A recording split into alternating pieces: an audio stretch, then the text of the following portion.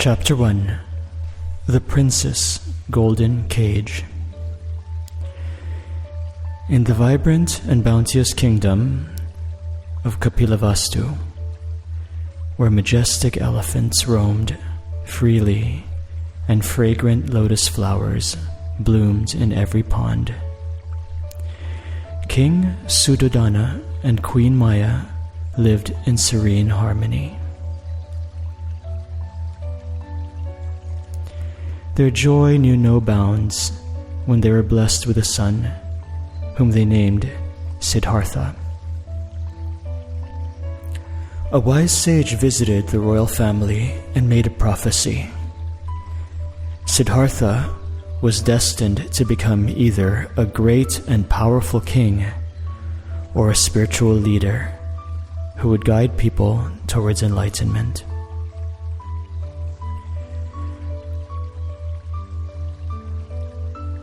Determined to shape his son's destiny, King Suddhodana decided that Siddhartha would follow in his footsteps and become a great king. To ensure this path, the king built a life of luxury for the young prince, akin to a golden cage.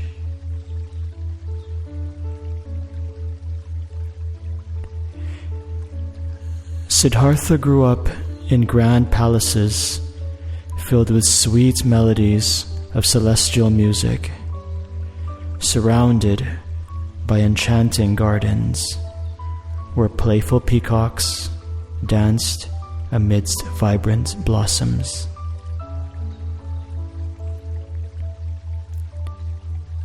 The king took great care to shield Siddhartha from the world's pain and suffering.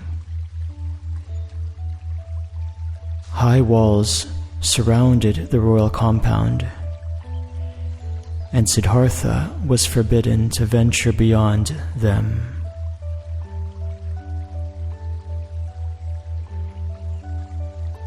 The world outside, the king would say, is no place for a future ruler. Yet, as Siddhartha grew, so did his curiosity. He was a thoughtful boy with a heart as vast as the sky. He would often gaze out from his balcony at the world beyond the palace walls, wondering what lay on the other side.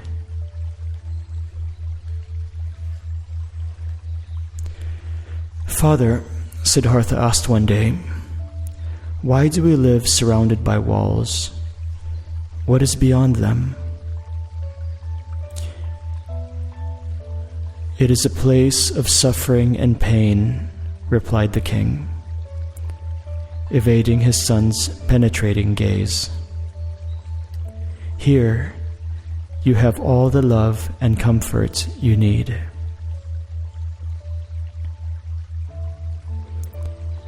Siddhartha's curiosity, however, could not be stilled. At night, he would lie on his silken bed, and instead of dreaming of princely matters, he would envision himself exploring vibrant forests and grand mountains, meeting people of all walks of life.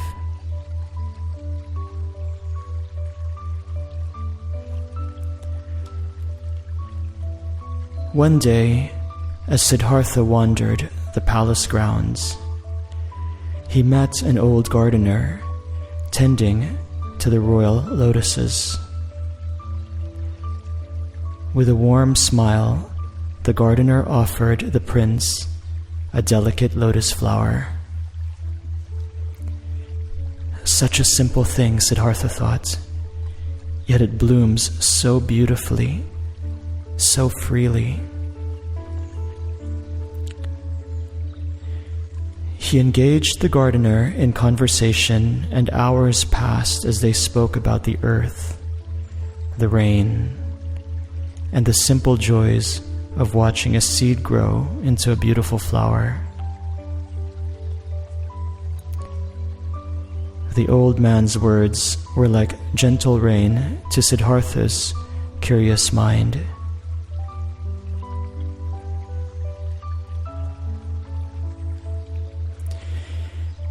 That night, as Siddhartha lay in bed, a profound sense of longing enveloped him.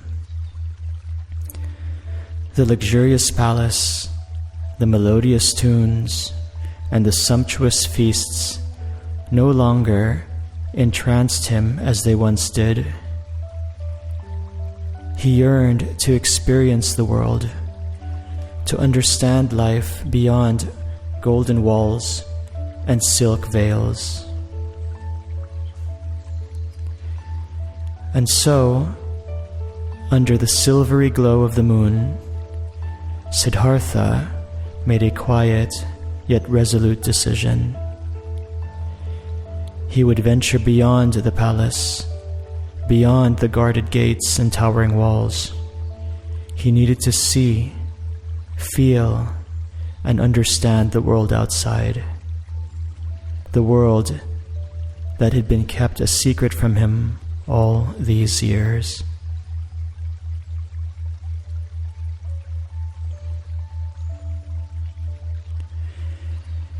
Unbeknownst to his father, the king, who dreamt of an empire that would stretch across horizons, Siddhartha, the prince, dreamt that night of a journey not of conquest, but of profound discovery.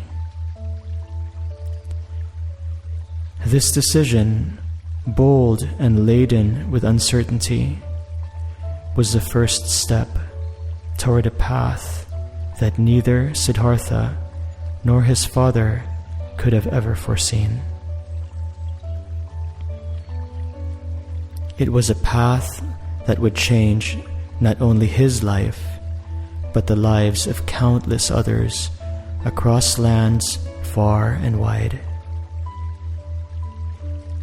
In the quiet stillness of that night, the golden cage began to lose its luster, and the first whispers of destiny began to stir.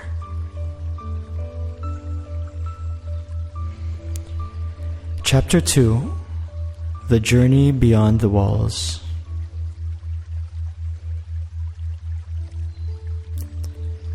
With the break of dawn, Prince Siddhartha approached his trusted charioteer, Channa. "Today," he announced softly, "we venture beyond these walls." Channa, though surprised, saw the determination in the young prince's eyes and nodded in agreement. As they rode through the palace gates, Siddhartha felt a surge of excitement and apprehension. The world outside was so vastly different from the one he had known. It was vibrant, but also raw and unfiltered. The sun felt warmer, the wind freer.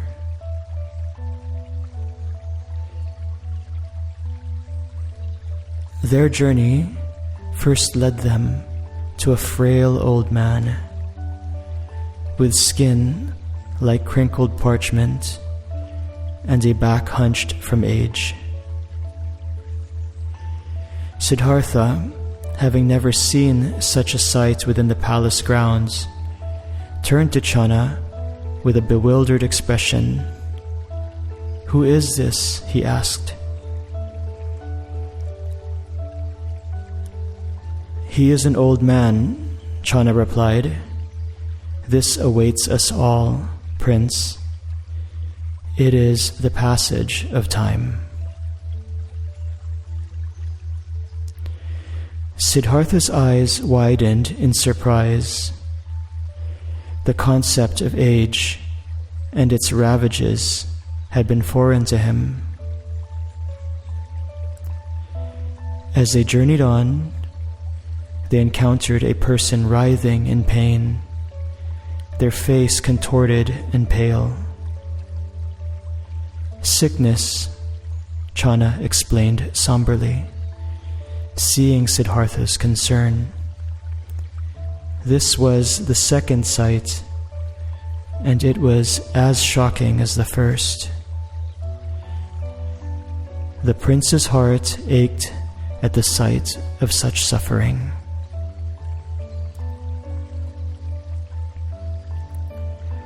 The third sight was the most jarring of all. In a quiet grove, they came upon a funeral procession. A lifeless body was carried towards the burning pyres, the air heavy with grief. "Death," Channa whispered, his voice quivering. "The end that awaits us all."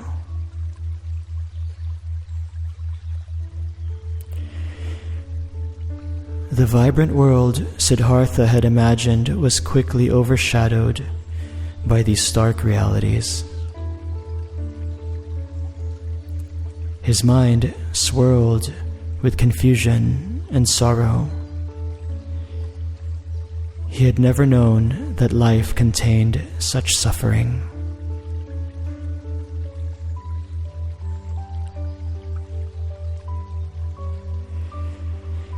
Just when the weight of these sights seemed too much to bear, they encountered the fourth and final sight.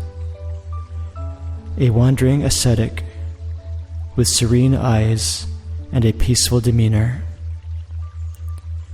In stark contrast to the others they had seen, this man radiated a deep sense of contentment and peace.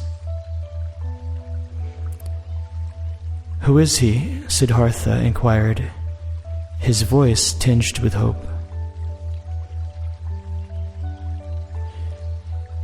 "He is an ascetic," Channa replied. "He has renounced worldly pleasures to seek a deeper understanding of life and to find an end to suffering."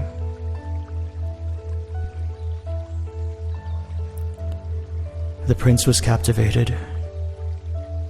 Here, amidst all the pain and sorrow of the world, was someone who seemed to have found serenity.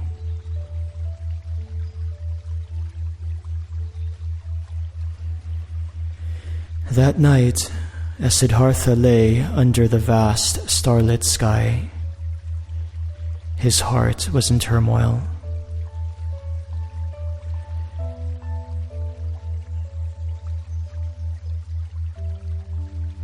The sheltered life he had led now seemed like a hollow dream. He was a prince, destined to be a king. But how could he rule a kingdom when he had just begun to understand the complexities of life and the ubiquity of suffering?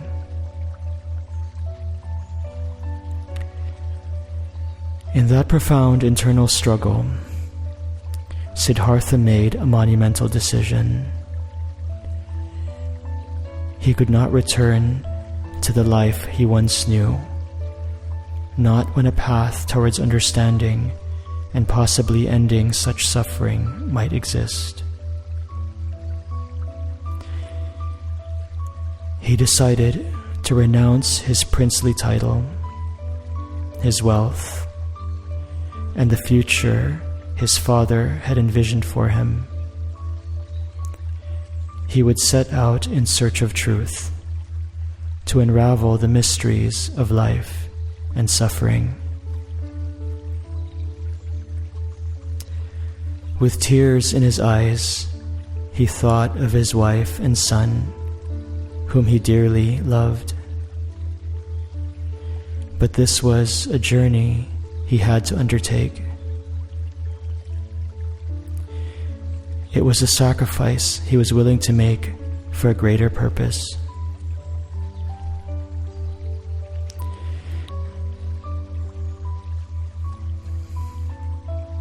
As the first light of dawn painted the sky, Siddhartha, with a heavy yet determined heart, set out on his path, leaving behind the life of a prince, embarking on a journey towards becoming something the world had never seen before.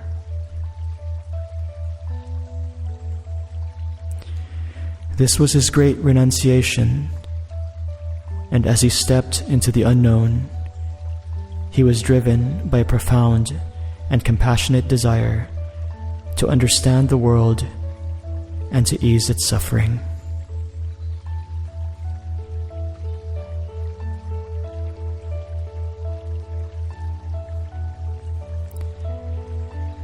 Chapter 3: The Path to Awakening. With each step away from his former life, Siddhartha felt a mixture of sorrow and liberation. He exchanged his royal garments for humble robes and dedicated himself to a life of meditation and asceticism. However, after years of rigorous practices, he realized neither extreme indulgence nor severe austerity led to enlightenment. There had to be a middle way.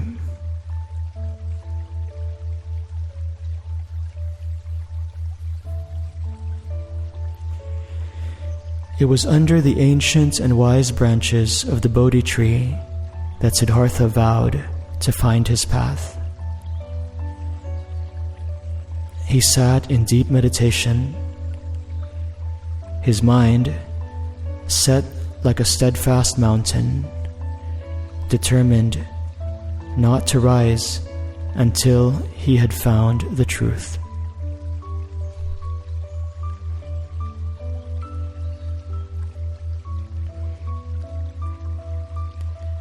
As he meditated, he faced formidable challenges. Imagined demons, led by Mara, the embodiment of desire and fear, sought to disturb his concentration.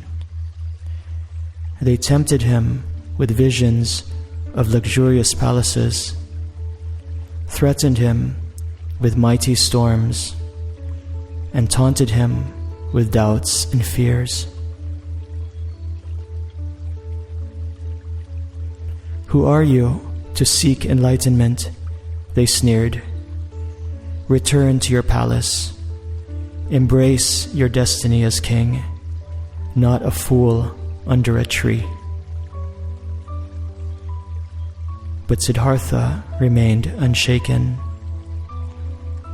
With a serene and compassionate smile, he touched the ground with his right hand, as if to call the earth itself as his witness.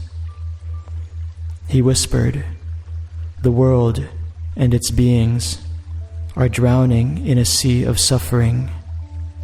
I must find a way to help." In that pivotal moment, the menacing figures of Mara dissipated, like morning mist under the warm sun. Siddhartha's mind became as clear as a tranquil lake,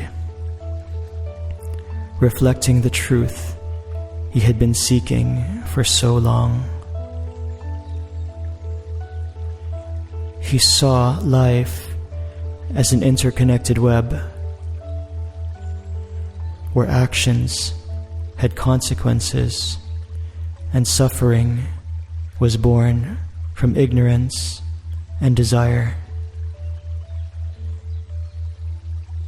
He understood the Four Noble Truths: the truth of suffering, the cause of suffering, the end of suffering, and the path leading to the end of suffering. He envisioned the Eightfold Path, a middle way that avoided extremes and led to wisdom, ethical conduct, and mental discipline.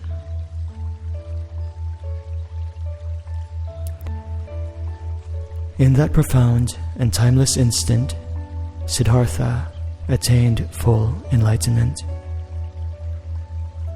He became the Buddha, the awakened one. The world around him seemed to respond to his profound realization.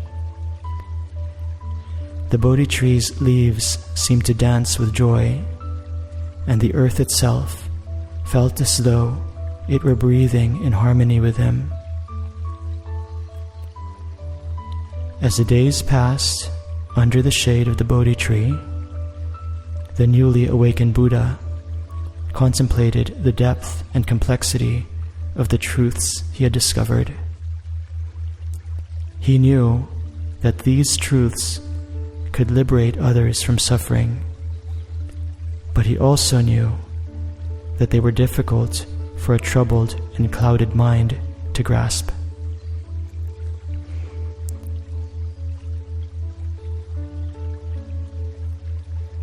In a moment of pure compassion and love, the Buddha made his second great decision.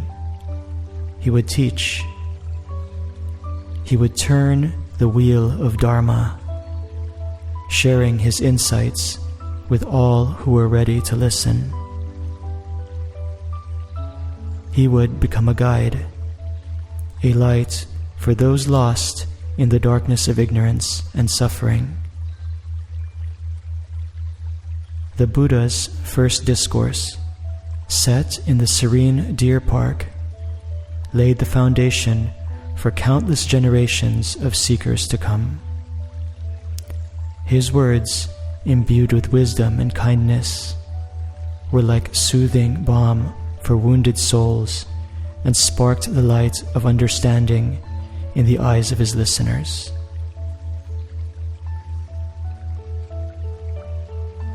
The Buddha sat under the moonlight, radiating a gentle and loving energy.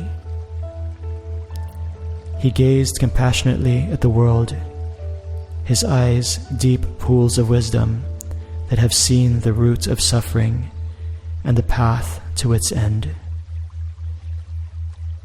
He whispered to the night, "It is my vow to help all beings awaken." In that soft and sacred moment, as the cool breeze carried the Buddha's boundless compassion across the land, the Buddha's message carried hope, wisdom, and the comforting promise of a path to peace and awakening.